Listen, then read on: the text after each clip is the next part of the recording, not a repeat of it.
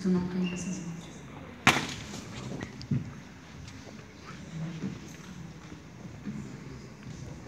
Não.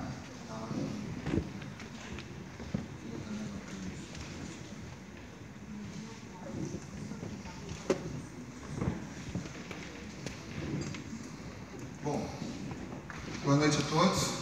Começo aqui dando os parabéns pelos 75 anos da faculdade, né? Universidade, né? Faculdade. Agradecer a organização aqui, em especial a professora Adriana, que convidou, e fazer um cumprimento aqui, Flávia, Cláudia, o professor Marco Vaz, a professora Isabel, que está escondida lá no cantinho, em nome de toda a URGS aqui. Trago também os cumprimentos dos nossos colegas, o Alexandre Novosti, presidente da SONAF, a esse evento, do Fernando Prati, presidente do CREFITO. Vou começar a falar aqui para vocês um pouquinho então. Quando a Adriana me convidou, ela me deu a liberdade de escolher o tema. E eu escolhi falar sobre ética na fisioterapia. Por que eu escolhi esse tema? Porque ninguém fala desse tema. Esse é o tema chato, aquele professor chato que não é da área que dá aula pra gente, tá? Que ninguém gosta, que ninguém quer estudar, que todo mundo acha besteira. E talvez por isso nós encontremos o nosso país na situação que ele está, dessa maneira, onde um cara de uma, como diria o Faustão, né, na sua altura moral do Fernando Collor, faz uma avaliação do Procurador da República e acusa ele de ser uma pessoa incorreta. É uma coisa que a gente tem que aguentar. Há muitos anos, há mais de 20 anos atrás, uma pessoa extremamente inteligente e culta, a professora Terezinha, minha mãe, filósofa, mestre em filosofia, uma das pessoas mais inteligentes que eu conheci, no momento de crise existencial de adolescente, reclamando do mundo, ela disse: meu filho, debaixo do seu voto, meu filho, o problema do mundo é moral e ética. Ele disse: ah, tá, mano. Né? Naquela época eu dizia isso. Hoje em dia eu vejo que ela estava extremamente certa. Então eu vou tentar falar aqui um pouquinho para vocês disso, tá? Começo aqui dizendo que estou vendo uma coisa muito alegre quando tu vê que a tua profissão está dando certo com pessoas que tu pode ter convivência, resolve seguir a tua carreira. Obrigado pela presença, Zilha. Foi nossa atleta lá do União, agora fazendo fisioterapia. Vamos lá. Então, seguindo aqui adiante, alguns limites éticos que a gente tem que ver, alguns cuidados éticos, né? Primeiros questionamentos que a gente faz quando a gente fala sobre esporte. O que é esporte? Com quem que a gente trabalha? Qual é o nosso objeto? Esporte é lazer, esporte é paixão, e paixão complica as coisas. Esporte é trabalho, é o nosso trabalho. Esporte também é um grande espetáculo. Quem viu já uma Copa do Mundo, quem já viu uma Olimpíada, sabe que essas instituições FIFA e Comitê Olímpico organizam grandes espetáculos. Né? E isso tudo tem um objetivo muito especial chamado lucro. Tá? E a partir do lucro muitas coisas erradas acontecem. O que é ética? Né? Aquilo que o professor ensinou que a gente não prestou atenção. Ética é uma palavra de origem grega, ethos, que significa propriedade de caráter. Tá? Eu acho uma coisa muito bacana quando a gente fala em caráter. Né? E o que é ser ético? Ser ético é agir dentro dos padrões convencionais, é proceder bem, é não prejudicar o próximo. Ser ético é cumprir os valores estabelecidos pela sociedade em que se vive. Aí a gente vai falar em moral e a gente vai ver que moral depende muito da cultura local, né? Existem países onde é correto tu bater na tua mulher, tu aceitar a tua mulher, porque é consciente que é moral. Aqui isso não é correto. O que é ética profissional? Ética profissional é o conjunto de normas éticas que formam a consciência do profissional e representam o imperativo de sua conduta.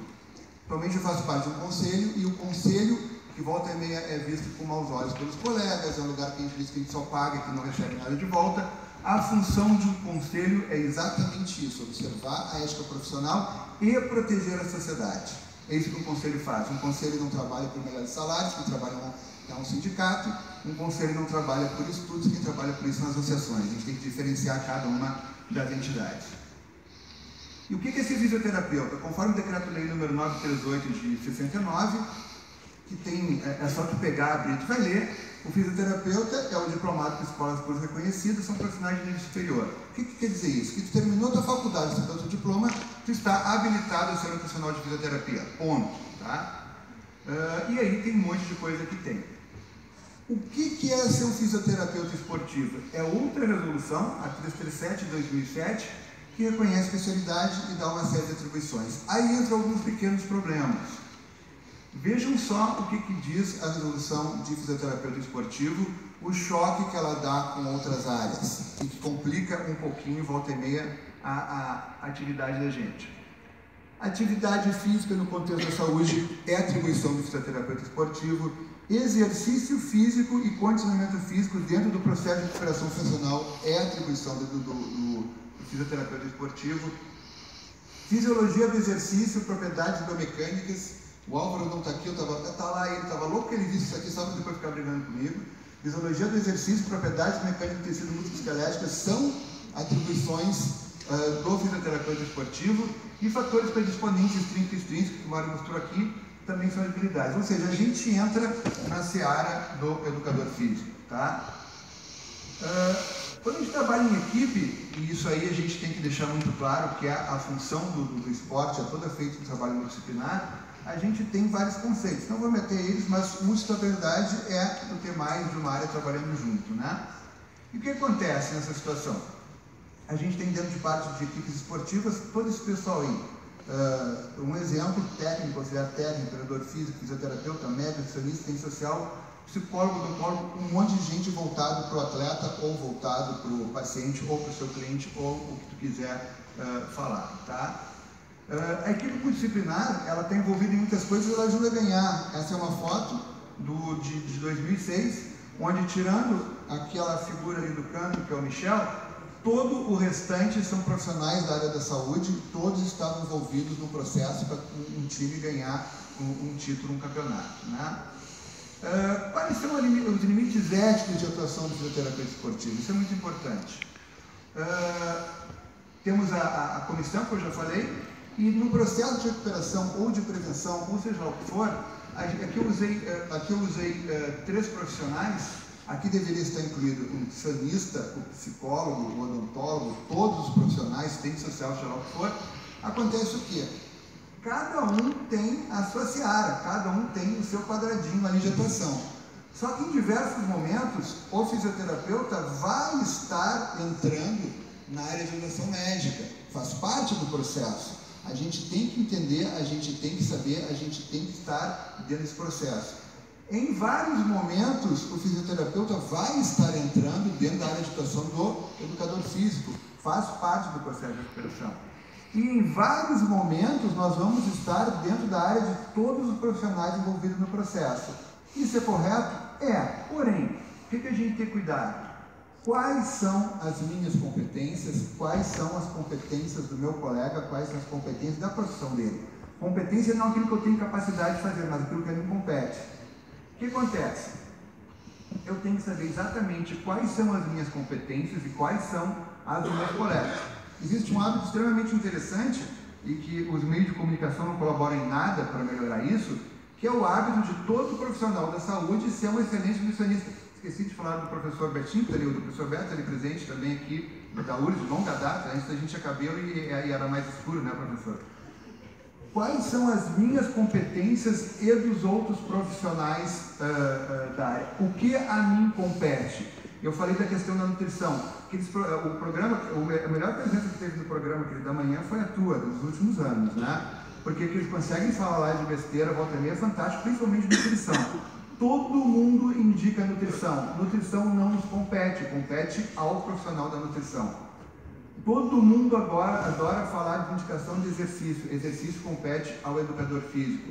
Todo mundo adora falar de reabilitação. Reabilitação compete ao educador físico. Todo mundo adora falar de medicação e medicação compete ao médico. Então a gente tem que ser muito claro nessas competências. Dentro de uma coisa extremamente importante, a comunicação constante dentro das áreas. É falta de ética tu não te comunicar com o teu colega. O teu colega deve saber o que da tua competência deve ser passado a ele. Isso é extremamente importante. Quando a gente está dentro de uma equipe profissional, as informações passadas à comissão técnica, à alta cúpula, existem o que tu pode falar e o que tu não deve falar, porque está na lei. A lei resguarda uma série de informações. Por que a gente tem que fazer esse tipo de trabalho de recuperação? Por que a gente tem que estar integrado numa equipe? Por que é tão importante todo esse processo de multidisciplinar? Quando a gente fala de atleta, tem uma pergunta muito importante que é: quanto custa um atleta parado? Quanto custa tu não te disponibilizar ao máximo, ao ótimo para recuperar um atleta? Aqui tem alguns exemplos interessantes de custo de parada. O Michael Jordan, quando se machucou numa final de playoff nos Estados Unidos, a coisa foi tão pouco significativa que o PIB norte-americano teve queda de 0,1%, porque os direitos de transmissões são de interesse mundial, ele não estava participando da competição, para que as empresas do mundo inteiro iam comprar o direito da transmissão? Quando o Messi se machucou na final da Champions lá na Europa, houve uma queda no número de vendas de publicidade no mundo inteiro porque ele não participou. Houve uma queda da procura para o jogo porque ele não participou, e houve a derrota do time dele, que talvez tenha sido causado pela ausência dele no time. Aqui o professor do alemão que falou antes, excelente a palestra dele, tinha que fazer uma piada com a gente, tem mais que ouvir mesmo, né? O Neymar, quando tomou aquela joelhada bandida e assassina, que foi punida com uma complacência absurda, talvez tenha sido o fator determinante daquela derrota tão vexatória que nós sofremos naquele campeonato. Então, custos de atletas parados, né? Quando a gente tem decisão de retorno em esporte, é extremamente complicado isso, é uma questão ética bem complicada. É uma ótima pergunta para a gente responder. Aqui já foi falado sobre esse assunto, nós temos critérios clínicos e fisiológicos que devem ser sempre levados em conta numa avaliação, porém no esporte, muitas vezes, nós vamos ter... Opa, estou apertando o laser, quero mais. Nós temos critérios subjetivos e objetivos para avaliar. Um raio-x de uma fratura, ou seja lá do que for, é um critério objetivo. Agora, a dor que o nosso paciente, nosso atleta nos relata é totalmente subjetivo. Eu não posso desconsiderar o que ele está me dizendo de dor ou não. Tem um estudo muito interessante que foi feito na Santa Casa, onde pacientes do sexo feminino submetidos a grandes cirurgias abdominais foi avaliado o pessoal que era do SUS e o pessoal que era da particular. Do SUS, o número de drogas para dor foi infinitamente inferior ao número de drogas para dor da área particular. Ou seja, o pessoal mais simples, até pela situação de vida deles, eles têm uma capacidade de enfrentar situações diversas com uma dor diferente das nossas patricinhas, né? Das nossas pessoas com poder maior aquisitivo. A decisão de comissão técnica, ela pode ser uma decisão administrativa. Em esportes, no futebol, a gente enfrentou isso muito. Quer que uma pessoa machucada jogue, ela vai jogar, ponto. Tá? E não interessa todo o restante que está envolvido. Ela pode ser uma decisão do treinador, e ela tem que ser respeitada, só que tu, como profissional da saúde, tu tem que fazer com que essa decisão seja uma decisão informada. Tu vai passar tudo o que está acontecendo, todos os fatos que podem estar envolvidos na volta de um atleta machucado, a periculosidade disso, e a partir daí a decisão vai ser tomada. Tá? Dentro daquilo que eu falei para vocês lá na frente, eu estou tentando cumprir ao máximo aqui o horário que foi estabelecido. A Flávia me olhou com uma cara terrível antes do início, né? Dentro de tudo, antes de encerrar aqui, dentro de tudo, a gente tem os cuidados éticos que a gente tem. Eu, como conselheiro do Perifito agora, eu faço parte do grupo que é responsável por analisar os processos que tem lá dentro. A quantidade de coisa absurda que os colegas fazem com os colegas e que a gente vê no dia a dia lá dentro é triste. Não é, eu poderia dizer fantástico, mas não é triste.